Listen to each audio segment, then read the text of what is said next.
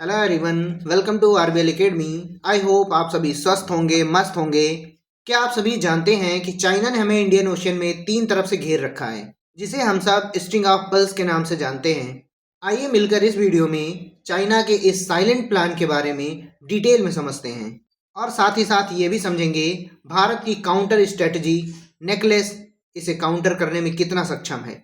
दोस्तों, यदि आप सभी चैनल पर नए हैं तो सब्सक्राइब जरूर करिए। ऐसी डिटेल्ड एनालिसिस वीडियो आपको मिलती रहेंगी और अपना point of view comment section में जरूर लिखिएगा। चलिए वीडियो को स्टार्ट करते हैं। ध्यान से देखिए, आपके सभी पॉइंट क्रिस्टल क्लियर हो जाएंगे। नमस्कार। चलिए आज एक बहुत ही दिलचस्प भू राजनीतिक शतरंज की बिसात को समझते हैं जो हिंद महासागर में बिछी हुई है। ये एक शांत लेकिन बेहद अहम मुकाबला है। चीन की स्ट्रिंग ऑफ पर्ल्स के खिलाफ भारत का नेकलेस ऑफ डायमंड्स। तो एक सवाल, 2026 में दुनिया की सबसे बड़ी जियोपॉलिटिकल बिसात कहाँ बिछी है? यूक्रेन, ताइवान या फिर साउथ चाइना सी? जी नहीं, सबसे बड़ा मैदान है हिंद महासागर, जहां एक खामोश जंग चल रही है। एक कोने में है चीन और दूसरे में भारत। अब सवाल ये है कि क्या चीन भारत को घेर रहा है या भारत ने ही चीन की पूरी बाजी पलट दी है? चलिए इसी को आज डीपली एनालाइज करते हैं।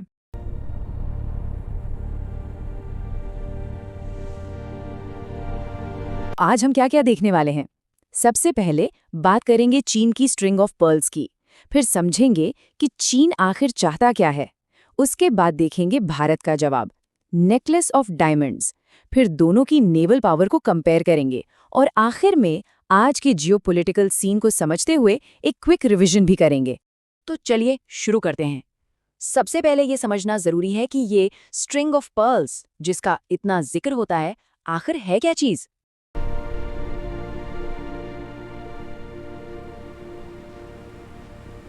ये जो टर्म है स्ट्रिंग ऑफ पर्ल्स, इसे सबसे पहले 2004 में यूएस डिफेंस एनालिस्ट्स ने इस्तेमाल किया था। अब इसका मतलब क्या है? आप इसे ऐसे समझिए कि ये चीन के बंदरगाहों, मिलिट्री फैसिलिटीज और स्ट्रेटेजिक पार्टनरशिप्स का एक पूरा नेटवर्क है, एक माला की तरह जो साउथ चाइना सी से शुरू होकर अफ्रीका के तट तक जाती है। और इसका मकसद सीधा सा है, इंडियन ओशन में अपनी धाक जमाना और अपने इंटरेस्ट्स को सिक्योर करना। तो इस माला में मोती कौन कौन से हैं? चलिए कुछ सबसे बड़े मोतियों पर नजर डालते हैं। सबसे पहले आता है पाकिस्तान का ग्वादर पोर्ट। ये तो सीपैक का दिल है और चीन को अरेबियन सी तक सीधा रास्ता देता है। फिर देखिए श्रीलंका का हम्बनटोटा। ये डेट ट्रैप डिप्लोमेसी का एक क्लासिक केस है। मतलब इतना कर्ज दो कि देश चुका ही ना पाए और फिर उसकी स्ट्रेटेजिक एसेट पर कब्जा कर लो, जैसे यहाँ 99 साल की लीज पर ले लिया। और तीसरा बड़ा मोती है जिबूती में। ये चीन का पहला ऑफिशियल ओवरसीज मिलिट्री बेस है और ये रेड सी और स्विस कैनाल जैसे अहम रास्ते पर नजर रखता है। और ये लिस्ट यहीं खत्म नहीं होती। म्यांमार में क्याओप्यो को देखिए, जहां से एक तेल पाइपलाइन सीधे चीन के यूनान तक जाती है। इसका मतलब मलक्का स्ट्रेट को बाईपास करने का एक तरीका। और फिर है मालदीव्स, जो इंडियन ओशन के बिल्कुल बीच में है, जहां चीन का प्रभाव लगातार बढ़ रहा है। तो सवाल यही उठता है, आखिर चीन ये सब कर क्यों रहा है? इतनी मेहनत, इतना पैसा क्यों लगा रहा है?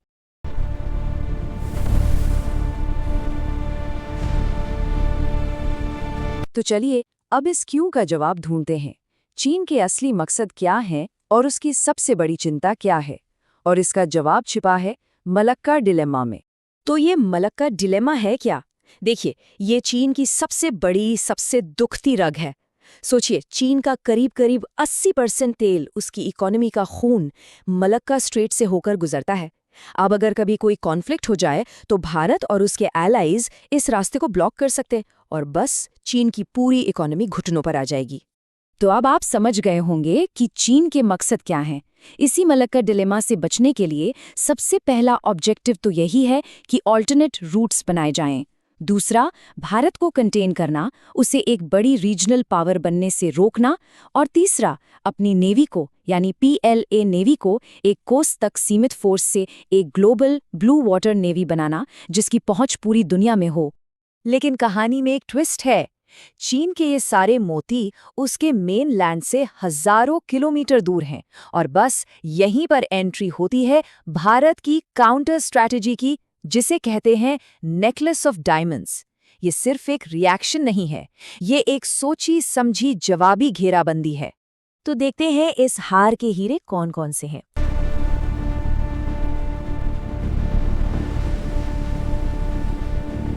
और मजे की बात यह है कि हर हीरा चीन के एक मोती को काउंटर करता है।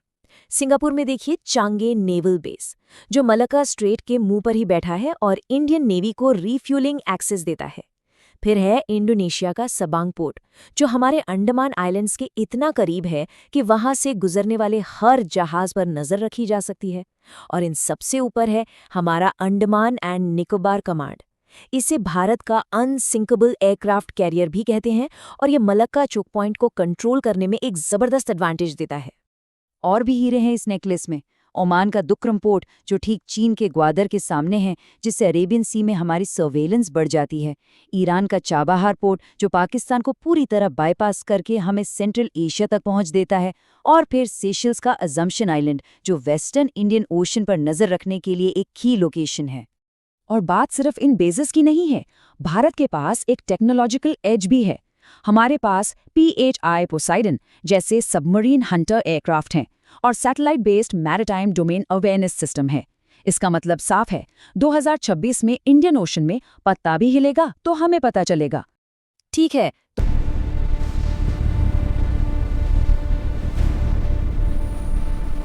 तो अब आते हैं ब्रूट फोर्स पर। दोनों देशों की नेवल पावर को कंपेयर करते हैं और यहाँ सवाल ये है, क्या नंबर्स ही सब कुछ है या फिर ज्योग्राफी भी कोई मायने रखती है?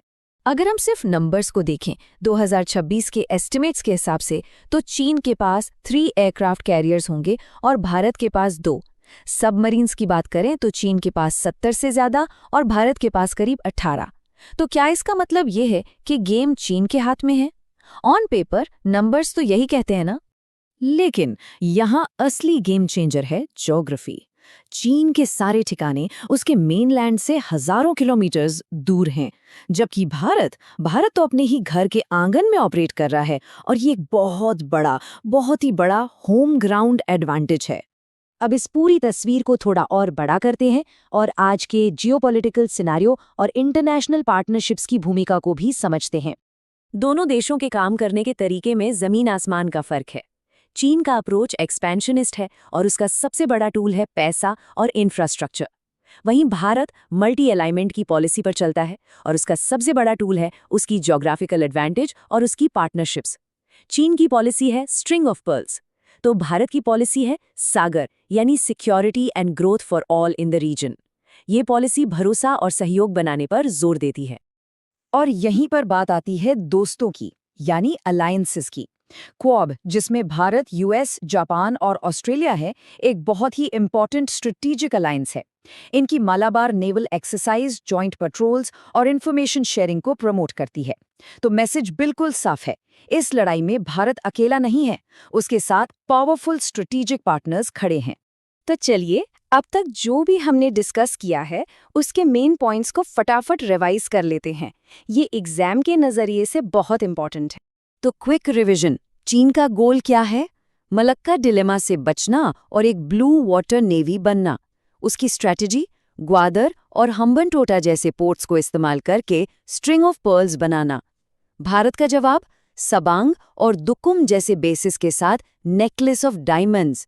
भारत का एडवांटेज, जबरदस्त जियोग्राफिकल पोजीशन और क्वाड जैसी स्ट्रेटेजिक पार्टनरशिप्स।